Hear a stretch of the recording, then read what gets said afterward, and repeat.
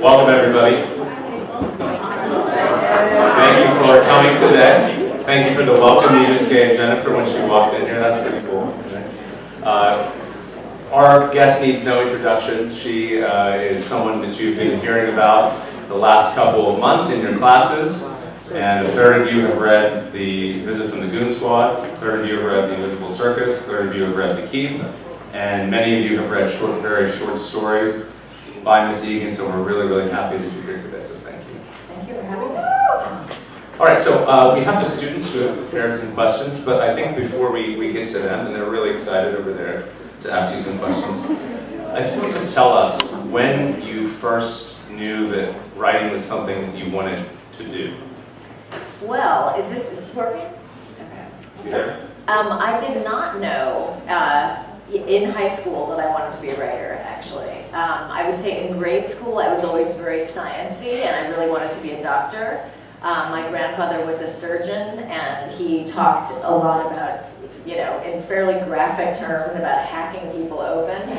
And I thought that sounded great. Anyway, so I loved the thought of being a surgeon and I was kind of ghoulish. I really wanted to see what bodies looked like when they were decomposing. And I would propose this to my grandmother as we walked through the graveyard near their house, and she was appalled. But then when I became a teenager, that I became sort of squeamish for the first time, and I couldn't look when I was getting a shot. And so in a way, the whole medical thing stopped being appealing to me. And then I really wanted to be an archaeologist. I love the thought of digging up artifacts from the past and reconstructing people's lives using those. So I actually took a gap year after after high school. I had gotten into the University of Pennsylvania and I deferred my admission for a year. And I had this idea that I basically never left the United States. And I grew up in San Francisco. And I had this idea that if I could be hired for pay, of course, as someone to work on an archaeological dig, I would be flown to amazing places, like Asia or Africa, and get to dig up artifacts and be paid. And that seemed like a great way to spend my year off. That was really unrealistic because when I wrote to various university archaeology departments and said, I'm a high school graduate, I'd really like to go on a dig, would you pay me to do so and fly me to a cool place, they didn't really respond. Only one of them responded. It was the University of California at Berkeley, and this very nice professor said, in our archaeology program, our archaeology graduate students pay us to go on digs with us. So no, we are not going to pay you, a high school graduate, to do this. So I ended up paying on myself, using my earnings from the cafe where I had been working for years, to go in a little dig in southern Illinois. And it was not what I had imagined, let's just say that. I had a square meter of earth I was digging. I had to use a scalpel. We could not sit, we had to squat so we wouldn't harm any of the artifacts. And we could not really dig. We had to lower the earth with the scalpel until the artifacts were sitting on top of it, which took a really long time because we had to lower it all in one layer. You couldn't pluck out anything. And it was 99 degrees. So in that brief 3-week period, which I think cost me like $500, I decided I did not want to be an archaeologist. So now it was September of my gap year, and I had no plan and no idea what I was trying to do. So what I mostly did was kept working in the cafe. But I did finally earn enough money to buy a backpack and go to Europe, where I got a Eurail pass, which means you can take trains anywhere for one price, as long as you have this pass with you. And a lot of kids in Europe do this as a way of traveling and kind of seeing other parts of other countries that are near theirs.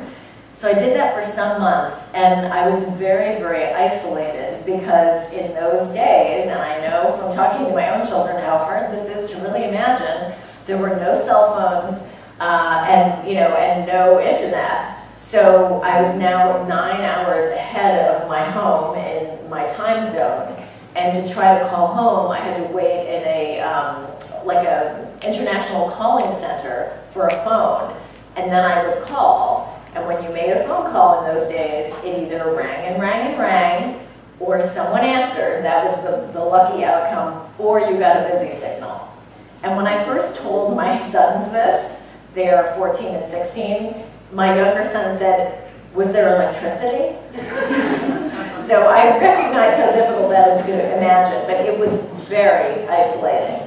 I met wonderful kids and we traveled and I stayed in youth hostels, but I felt tremendously cut off. And somehow in that cut off state, I realized that writing, and I kept a very detailed journal, was what really made me feel connected to the world around me. It was really an essential part of my life. And that's when I knew. So I got to college knowing that I wanted to be a writer. But if I had gone straight to college, that wouldn't have been the case. No, that's really fascinating. Who would you say is your intended audience? Because we have 16 and 17-year-olds out here, and you mentioned when we were walking in that usually people in their 40s are the fans you meet and things like that. So who would your intended audience be, would you say? I think my intended audience includes anyone and everyone who can read, honestly. I mean, my goal is to write books that are really absorbing. I think about that more than any sort of age delineation. I mean, I read because I like the feeling of being swept away into another world, and especially into the minds of other people. To me, the one thing, I mean, of course, everyone worries that no one's going to read anymore. I'm sure you hear this. Because they're, let's face it, who doesn't want to watch YouTube videos now and then? But what I believe is that there's something reading can do that nothing that involves, that is really about an image or a picture can do. And that is to put you deeply inside the head of someone else. So if it's done well, I think it can be a very absorbing experience to be transported into another world and deeply into the minds and thoughts of other people. What I'm looking to provide to anyone who reads my books, and the more the better, I mean the greater the span of ages the better, is to give you that feeling of being yanked out of your own life into another world where hopefully you find entertainment. That really is my goal. We had some students generate questions for you. So they're sitting over here waiting to ask you questions. Our first student we're going to have to ask you something is Ariana. So if you could come to the mic, Ariana, and ask your question, please. Was it difficult to write a book with multiple perspectives over multiple decades? And did you write the stories in the order they appear in A Visit from the Goon Squad? Every book is difficult in its own way. So A Visit from the Goon Squad, for those of you who haven't read it, consists of 13 chapters, each told from a different point of view. Each one is really about a different person. And each one is told in a very different way that makes it feel like it's sort of part of a different book. One reason the book is like that is that I didn't realize I was writing a book when I first started it. I just thought I was writing some short stories to basically procrastinate, frankly, because I was having trouble getting started on the new book that I just published, which is called Manhattan Beach, which takes place during World War II in New York and involved a lot of research. So I started writing a short story about a woman who steals another person's wallet, and there was a quick mention of that woman's boss, and I thought, maybe I'll write a story about him. So I wrote what I thought was another story, and then there was a quick mention of his ex-wife, and I thought, what about her? And I wrote another story, and then I thought, okay, I'm really having fun doing this. I think I'm going to keep doing it. And so that was the first time that I said, so what is this project? Like, if it is a book, what kind of book is it? And it was already clear that each story was about a different person, each story was written in a different way, and each story stood completely on its own. And so I tried to keep following those rules as I went forward. Interesting that you ask about the order of the chapters. I thought, since the first 3 that I wrote, as I just described, kept going backwards in time, I actually thought the whole book would just go backwards. We would start with the most recent, and we would just go straight back. What I found was that when I read the chapters in that order, it was extremely disappointing. It was very flat. It didn't gather any kind of momentum. And I realized that the reason for that was that going backwards kind of denied the reader some fun surprises. So, for example, in chapter 2, there's a music producer who reminisces about his days as a punk rocker, briefly. And in the order that we have now, we meet the next chapter, boom, he's 17 and a punk rocker. So shortly after the reader has learned that he had this history, boom, we're reading about it. But in my backwards chronology, we didn't get to 1979 when he was 17 years old until like 8 chapters later, at which point no one remembers or cares that this guy was ever a punk rocker. So what I realized was that the book really was about satisfying the reader's curiosity when the reader was curious, and not about sticking to any sort of time, routine timeline. The question about whether it was hard to do it, yes, I would say one of the hardest things about the book was just changing my mindset so much for every single chapter. The way I solved that was often by playing music, because music changes our moods so quickly. It kind of relocates us, even in time. Like if there's a song from 3 years ago that really meant something to you, that makes you remember things about that time, playing that song kind of takes you back there. And I found that the music worked like that for me. So when I was writing about the 70s and punk rock, I was watching YouTube videos of like heads bouncing around in an old club that I used to go to. And I kept thinking, is one of those heads actually my head? But it was incredibly helpful, especially because the book is very much about music. So I used music as a tool to quickly reset my own kind of mood so that I could tackle material in a different way. Our next question is actually about music. Nasha, would you like to come up? Why focus on music industry and a visit from the Goon Squad, and how did you pick all the songs and artists mentioned? Why focus on music? Well, there were a few reasons. One is, I'm also a journalist, and I had always wanted to write about the music world and had never successfully been able to do that. The closest I came was actually, I did have an assignment in the mid-90s to write about a pair of identical twin female rappers. The name of their group was Dyme, D-Y-M-E. And I visited them. They had a recording studio in their home, which I kind of wrote about a little bit and gave to this other pair of sister musicians that I read about a little bit in a visit from the Goon Squad. So that was great, and I was loving spending time with them and learning about them. But the whole point of the article was that they were supposedly had an album. Their first album was about to come out, and I began to have this feeling as the weeks were passing that their album really wasn't coming out. Like nothing was really happening. And so when I told my editor that, he said, "Well, okay, then we're done. You're off the story." So that was as close as I came, and in fact, it never did come out. And I think that they were, in a way, victims of the same music, kind of bottoming out of the music industry that hurt a lot of artists in the mid-1990s. So I had this interest in writing about the music industry and learning about it. But I think the real reason was, because the book is so much about time, and because the music industry has changed so radically in the last 20 years. I mean, it was a very powerful industry in which artists made a lot of money from selling their music as recently as the 1990s. And now it's very difficult to do that, and the internet is the reason for it. So the music industry seemed like an interesting way to look at the enormous changes the internet has brought to our lives.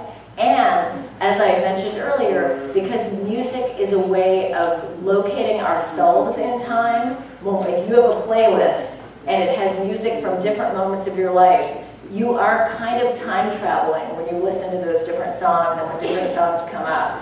And so it felt like a great way to move through time using music. Nine, next question.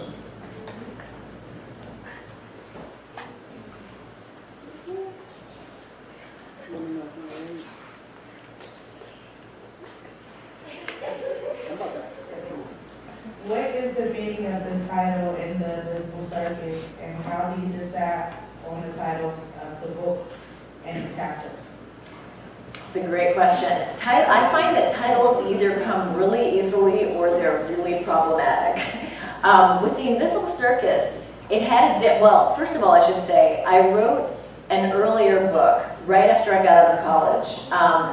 I had a scholarship to study in England, and I wrote every day this novel that I thought would be just amazing. And so it was very long. I wrote a first draft, I typed it up. It looked excellent sitting across the room, as any fat manuscript does.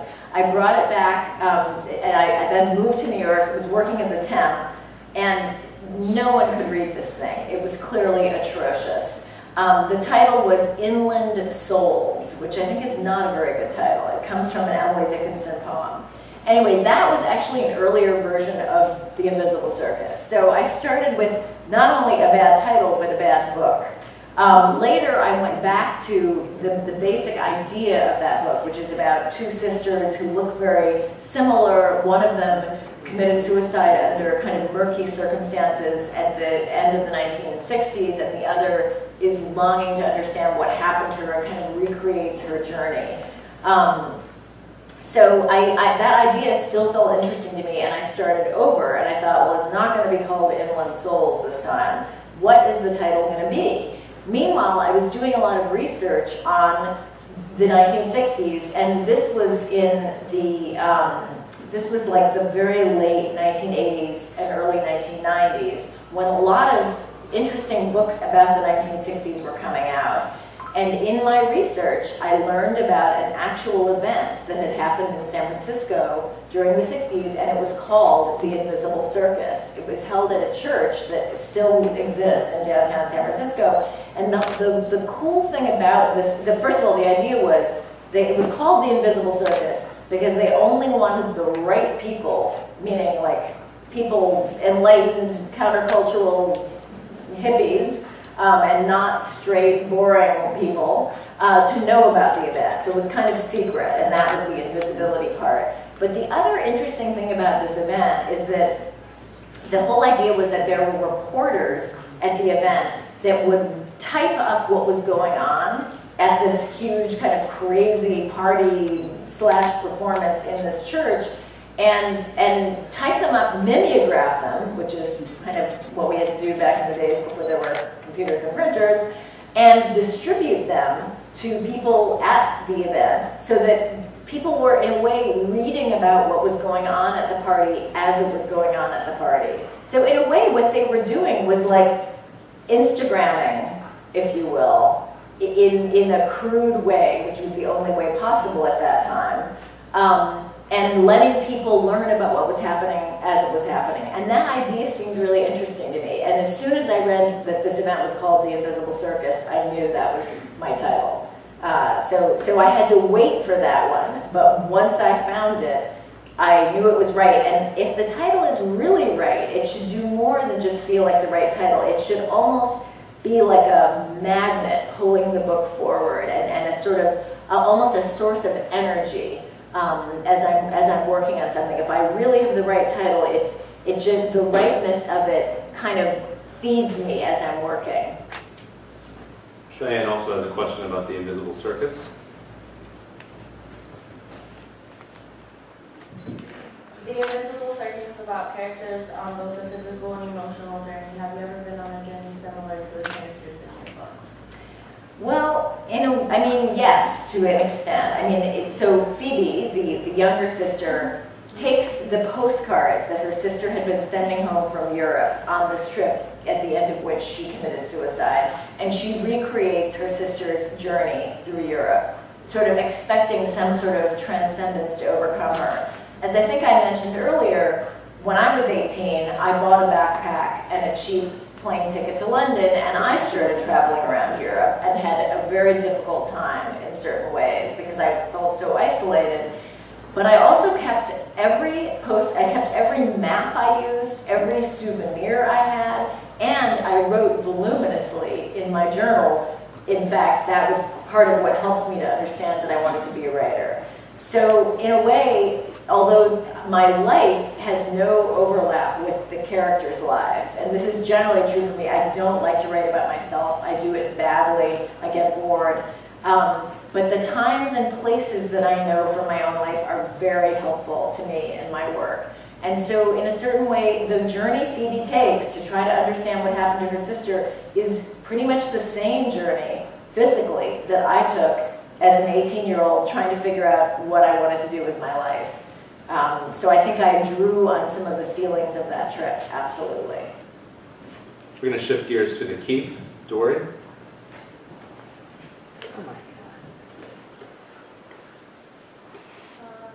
Why did you decide to structure the dialogue and keep it in the word play? Did everyone hear that?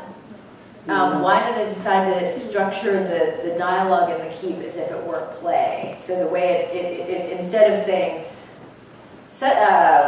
go over to the window, he said, it just has the name of the speaker, a colon, and then go over to the window.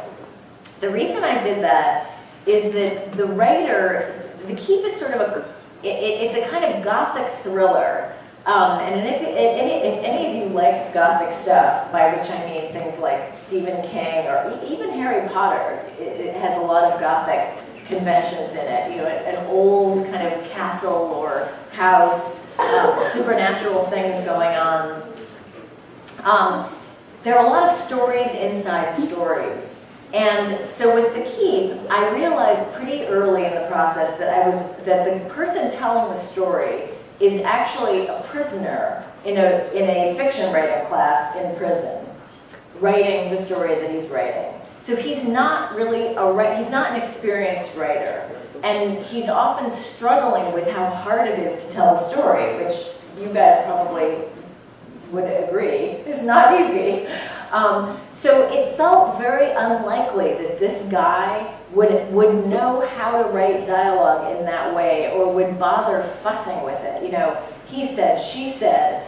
It just didn't feel like something he would do. And this felt like a more direct, kind of punchy way for him to deliver up what people said.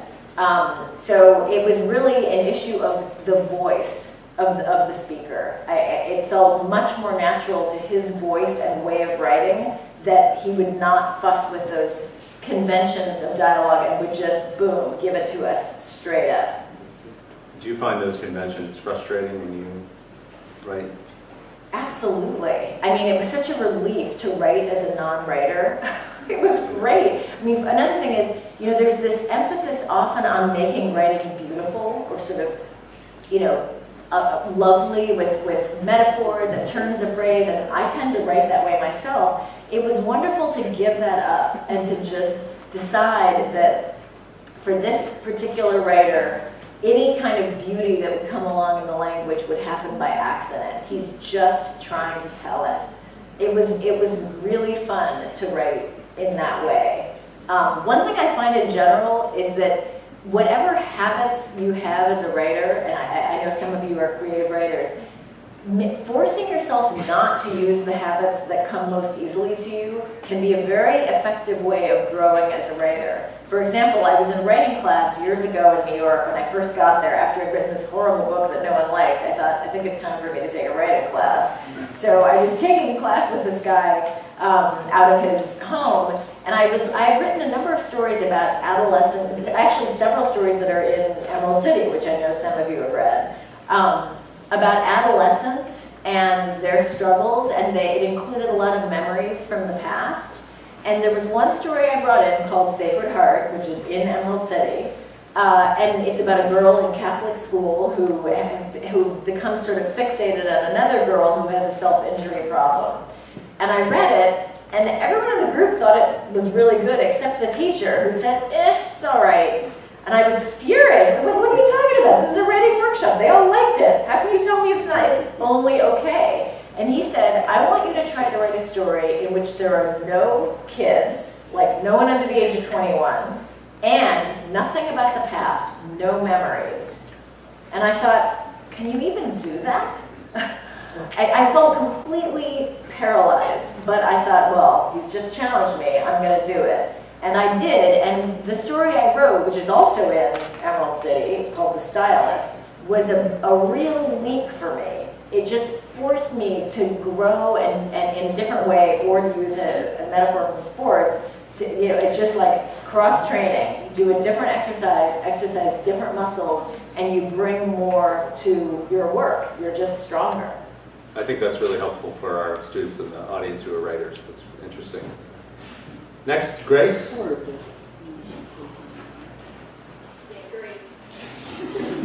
What does your writing process look like?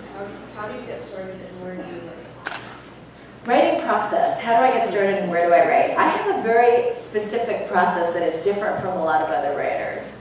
In terms of where I write, I can do it anywhere. I especially like to have natural light if possible, but it's not absolutely essential.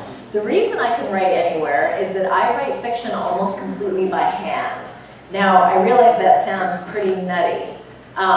But the reason I do it that way is that when I'm writing fiction, I am trying to get underneath my conscious thoughts and my conscious mind into my unconscious. I'm looking to tap into material that I can't think of. If I just sit down and think, oh, I'm going to write a story, what should it be about? I don't have any good ideas if I think that way. So the way I tap into my unconscious is that I start writing by hand and I just keep going. Ideally without stopping much at all until I fill 5 to 7 pages. And that's it, I'm done for the day on that project. With my new book, Manhattan Beach, the one I was procrastinating about and writing Goon Squad instead, I wrote 1,400 handwritten pages, and that was my first draft. It took me a year and a half. Think about that. Think about typing 1,400 handwritten pages. It's a nightmare. The only reason I would ever do it is that it's the only way I can get my good material. Because even though it's a horrible mess, in that mess are hopefully some interesting things I can use to create a work that will be interesting and surprising and fresh. I can't come up with interesting and surprising and fresh stuff if I just sit down and think. And if I'm staring at a screen, which is how I write all of my journalism, I'm looking at what I'm writing in a typeface and seeing that it's not so good, that it could be better, I want to go back and fix it, and then that doesn't achieve my goal of rushing forward in a kind of automatic way. So one thing I do with students sometimes is an exercise where I'll make a list of phrases or words, and their job is to sit there and write continuously. And I keep reading out these phrases or words like every minute, and they have to write without stopping. So obviously they're not writing anything that makes sense. And this is almost like dreaming.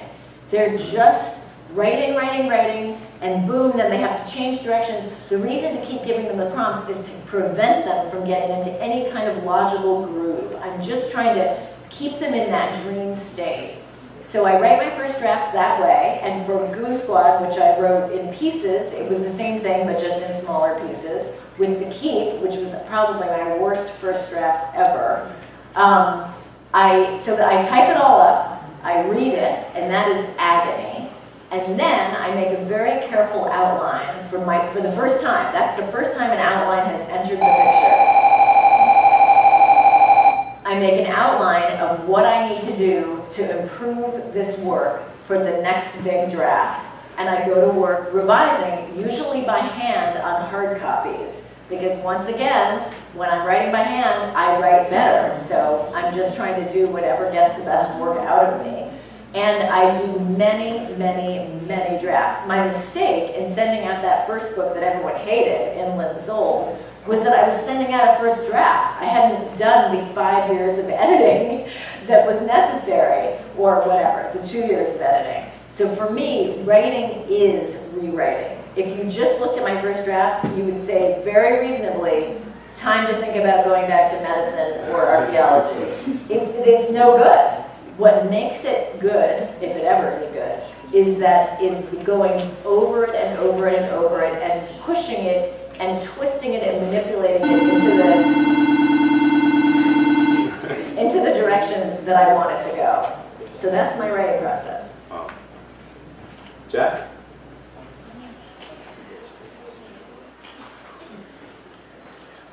Many of your characters act in self-destructive ways. What can we learn from reading these types of characters?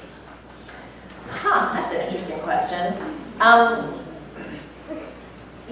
don't think very much in terms of lessons, I have to say. I don't think my books have any answers in them. I think that, because I feel like if I want to answer questions, I do that as a journalist.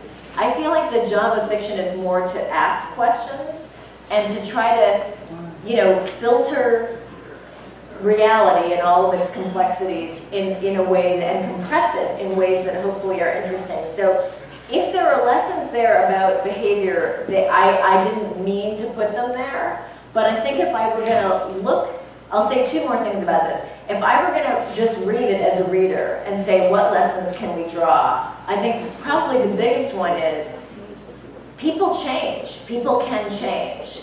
Many of us behave self-destructively at certain points in our lives. Any sort of compulsion is self-destructive in the sense that it's behavior that you want to engage in even though you know it's not good for you. I would be amazed if there's one person in this room who can't think of something in their own lives that they wanted to do even though it wasn't good for them. Whether it's just being on your phone instead of doing homework, or whether it's more serious than that, like eating disorders or an unhealthy relationship. We all have moments when we are not at our best, or when other interests and desires that are not necessarily healthy take over. That's being human.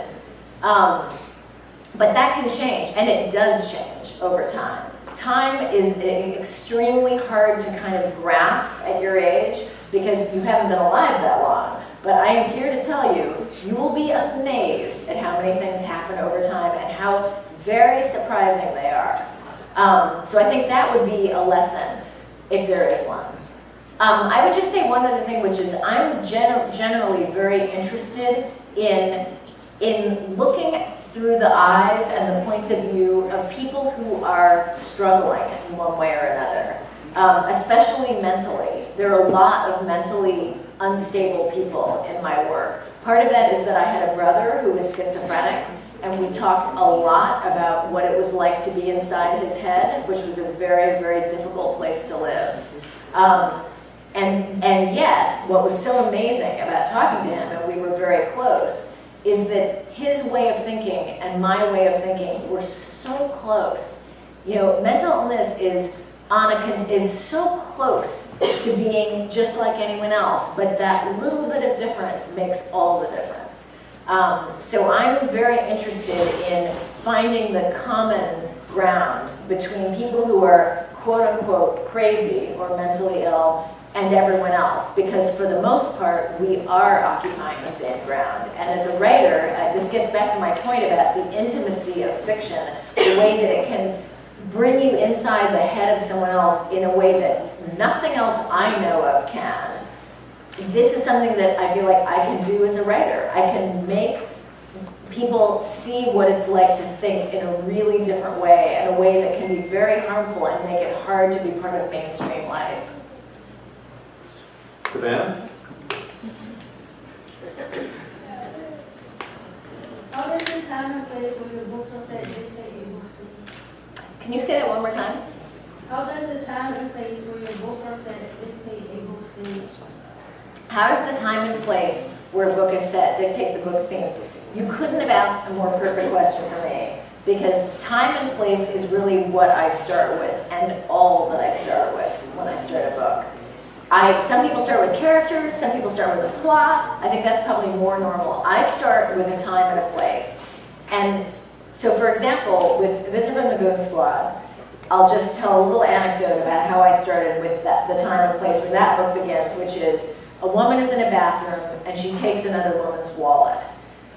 That time and place, and I also mentioned earlier that the times and places in my books do tend to come from my own life.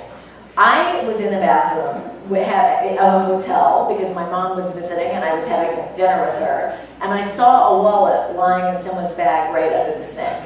And I immediately felt anxiety on behalf of the owner of this wallet because I have been robbed a ridiculous number of times in my life. I am clearly unbelievably gullible, I fell for the joke when my kids said, you know, gullible's not in the dictionary, so there you have it. And one of the many times I've been robbed, which was definitely the most awful, was long ago in New York. Someone stole my purse or my wallet, and I was really upset because I was supposed to take a plane later in the day, and I didn't have any money to get to the airport, and I didn't have any ID.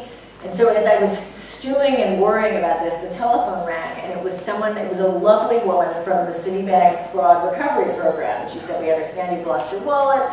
Tell us what was in there, and let's get down to replacing each thing one by one. So we talked about my credit card, and I needed a new cash card desperately. And she said, okay, select a new PIN number, so I did. And she said, no, it can't be the same as your old one. And I said, no, and I told her the old one was different, and told her what it was. And the conversation wound down pretty soon after that because she was the thief.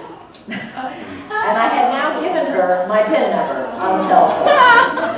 Yes. She did a beautiful job impersonating a Citibank employee. She even was tapping on her keyboard in the background. So now that I'd given her the PIN number, she raced to the nearest cash machine and actually overdrew my checking account. She took everything and more. So I was flipping out at that point. When all of this came to light, which was several hours later, I thought my head was going to explode. And it was one of those disasters that was actually not a real disaster. Banks are insured against this kind of thing. I actually did get the money back. I borrowed money from a neighbor. Somehow I got to the airport. Anyway, it became a funny story to tell at parties, except that every single person I told, including the taxi driver as I was going to the airport, was, you gave her your PIN number? How could you do that? So I never got the sympathy I wanted. But I was very curious about the thief. I kept thinking, who was she? And like, what was she thinking as we talked? What was it like from her point of view? So when I saw this wallet all those years later, and by this time I'd forgotten about that whole story, I thought, someone's going to take the wallet. And I thought, I could take the wallet. And obviously I did not take the wallet. But what I did was, the next day I sat down and I started writing. From that moment, one person takes another person's wallet, boom. Now, I didn't know anything else except the time and the place. I didn't know if the woman was taking the wallet because she needed money.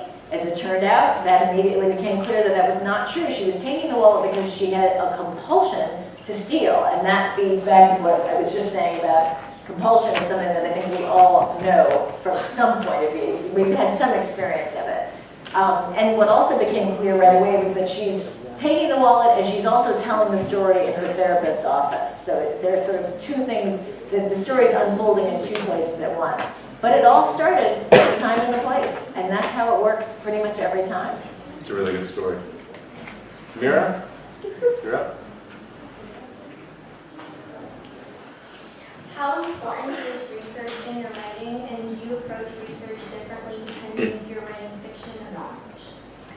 Research, well, as a journalist, research is everything, literally. And so, you know, I actually somewhat stopped doing journalism while I was working on my new book because I had to sort of spend all of that energy just researching for the book. But, you know, I like to do complex stories that unfold over time about people in their lives. So, for example, I wrote a piece about the bipolar diagnosis in children. I wrote about, in the 90s, about fashion models living as adults in New York at like 14 and 15 years old. These are all on my website, by the way, if you're interested in reading any of them. I've written about Catholic seminarians and how, in a way, how countercultural their lives were. All different topics about homeless families in New York. So my job as a journalist is to kind of take in and synthesize a gigantic amount of information and understand it well enough that I can describe it in, you know, easy to understand terms for the everyday reader. As a fiction writer, my job is very different. I'm creating the world I'm writing about, as opposed to trying to understand the world around me. But research is extremely important in either case. for me, since I don't start with a plot or characters, research often leads me into, it actually makes me understand what I'm trying to do. Here's one example. When I was working as a journalist, I wrote a piece in 2000, obviously quite a while ago now, about the secret online lives of closeted gay teens. Now this was pre-social media, so it's a little hard to quite imagine that. The internet existed, and there were kind of bulletin boards in places like AOL where people couldn't find each other, but social media as we know it didn't exist. So I was in my mid-30s then, and I used the internet for email, but I really didn't have any sense of how it could be used for people to find each other. But what was so interesting about working on this piece was that on the one hand, the kids I was writing about, who were gay and often in places where they felt they would be physically harmed if anyone knew this about them, even by their own families, so a lot of them were in the South, they felt that their online lives, where they could be open about their sexuality, were their real lives. And they actually described their online lives as their real lives and their home lives as their fake lives. Because at home, they lived a fake life. Very, very reasonable.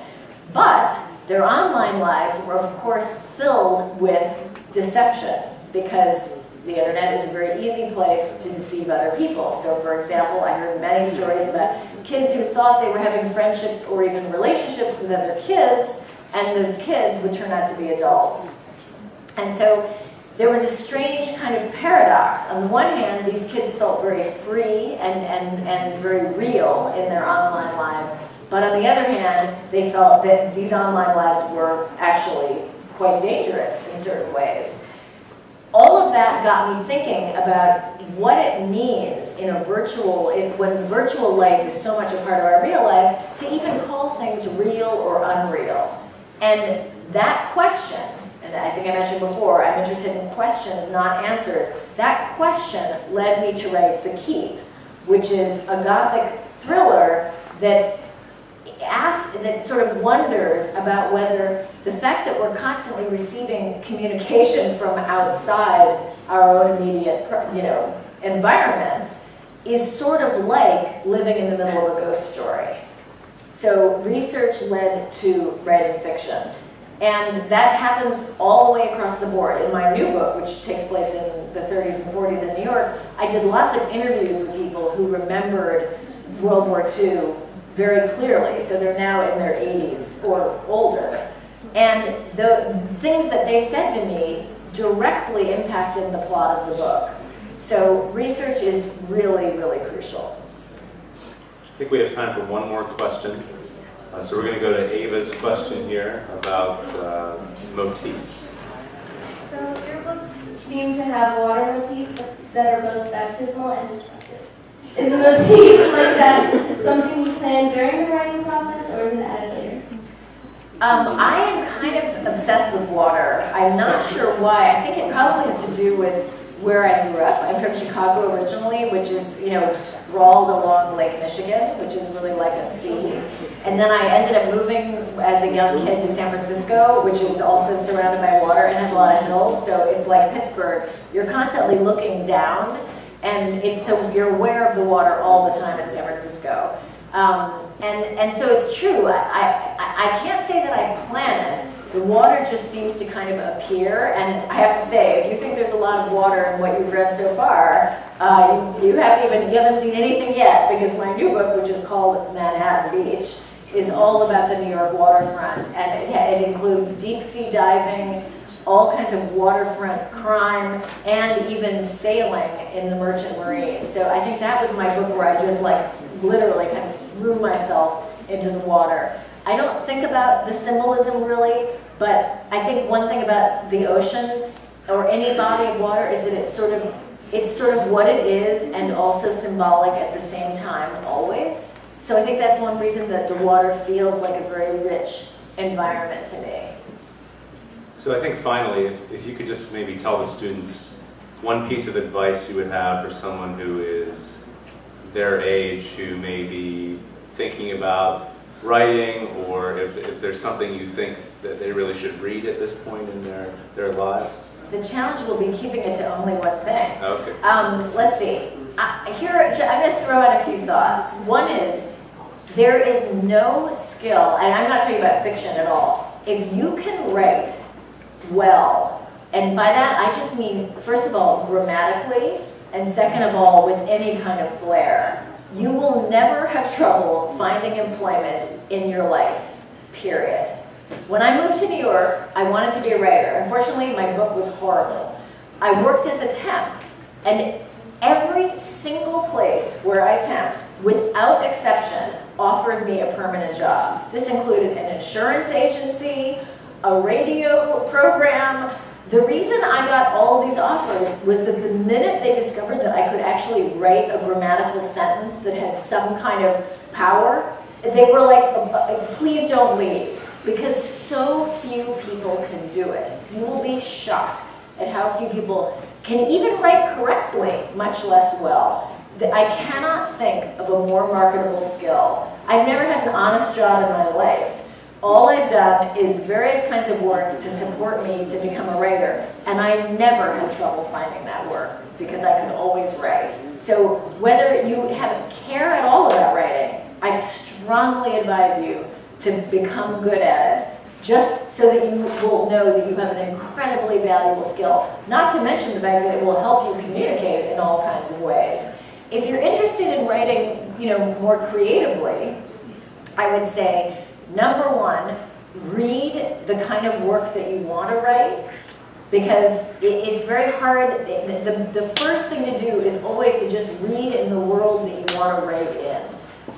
Sometimes I'll be teaching a class and everyone's talking about television, and I feel like that's great, and there's a lot of great TV out there, but if you're trying to write fiction, read fiction. It's kind of obvious, but sometimes it's not so obvious.